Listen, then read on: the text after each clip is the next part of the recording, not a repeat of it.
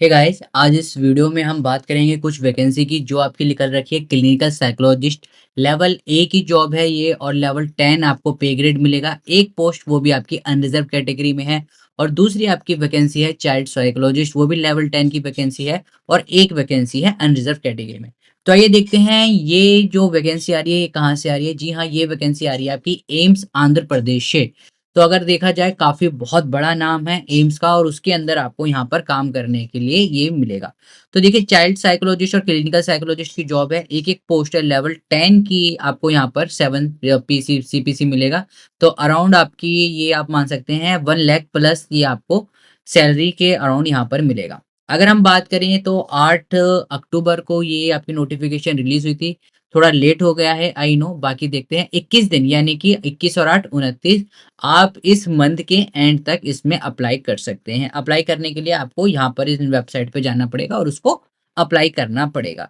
तो ध्यान रखिए, इसके डेट ऑफ पब्लिशिंग से 21 दिन तक है, यानी कि आप 29 तारीख तक भर सकते हैं। मैं कहूँगा 25 तारीख तक ही इसको भरना हो तो जल्दी से फिनिश करके अभी भर दीजिए। अब हम देखते हैं एलिजिबिलिटी क्राइटेरिया में क्या-क्या माँग रखा है। तो हम सबसे पहले देखते हैं क्लिनिकल साइकोलॉजिस्ट में। तो क्लिनिकल साइकोलॉजिस्ट में आप देख सकते हैं यहाँ पर एमए और एमएससी, या फिर आपके पास एमए हो या फिर एमएससी हो साइकोलॉजी के अंदर, और आपके पास एमफिल होना चाहिए। अगर आपके पास एमफिल नहीं है तो आप यहाँ पर एलिजिबल नहीं हो। कई बच्चे कह रहे थे, मेरे से क्वेश्चन में पूछ रहे थे कि सर एमए के साथ-साथ चल जाएगा? नहीं, यहाँ पर एमए, एमएससी चाहिए विथ एमफिल और आपके पास एमफिल के बाद 2 साल का क्लिनिकल साइकोलॉजी में आपके पास एक्सपीरियंस होना चाहिए। पीएचडी डिज़ायरेबल माँगी है, बट अगर आपके पास पीएचडी नहीं है तो भी आप इसमें अप्लाई कर सकते हो। सेम चाइल्ड साइकोलॉजिस्ट में आप एमए या फिर एमएससी होनी चाहिए साइकोलॉजी में, और उसके साथ-साथ आपने एमफिल कर रखी हो क्लिनिकल साइकोलॉजी में और 2 साल का आपके पास एक्सपीरियंस हो। ऐज की अगर हम बात करें 21 से 35 साल दोनों में यहाँ पर आपकी मैक्सिमम ऐज है। बाकी नॉर्म्स के अकॉर्डिंग, चूँकि ये सेंट्रल गवर्नमेंट की जॉब है, तो आपको यहाँ पर रिलैक्सेशन मिलेगा जैसे कि सेंट्रल गवर्नमेंट नॉर्म्स के अकॉर्डिंग मिलता है।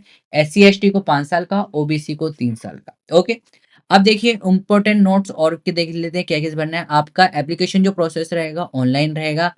फॉर्म फिल इन करने से पहले ये चीज़ें ध्यान रखिए, आप पढ़ सकते हैं डेट ऑफ बर्थ सर्टिफिकेट, आपकी signature, signature, scan passport size, caste certificate अगर आप किसी कास्ट के थ्रू अप्लाई कर रहे हैं, तो यहाँ पर ये सारी चीज़ें होनी चाहिए।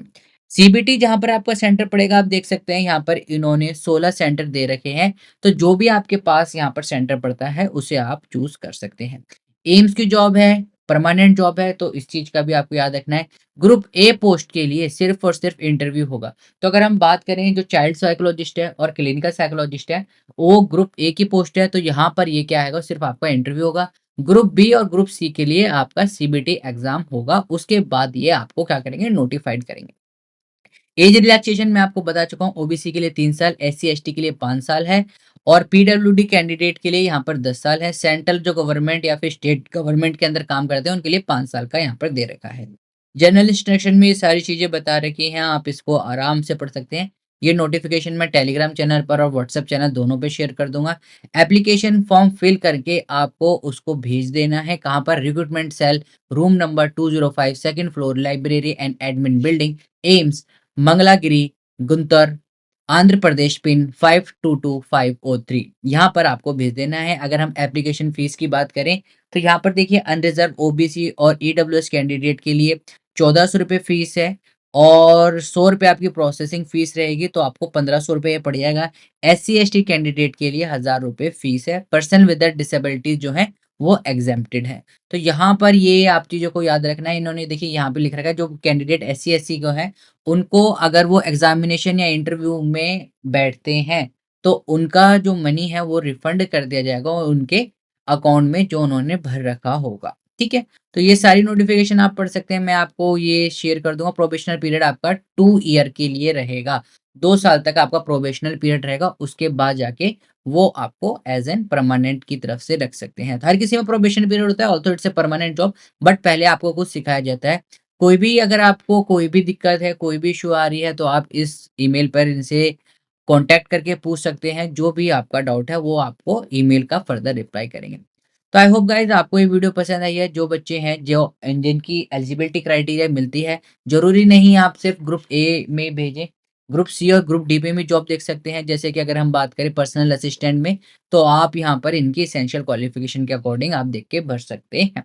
तो we will meet in the next video, till then keep smiling, keep gathering lots of memory. This is Kaif in short, have a great day, thank you all of you.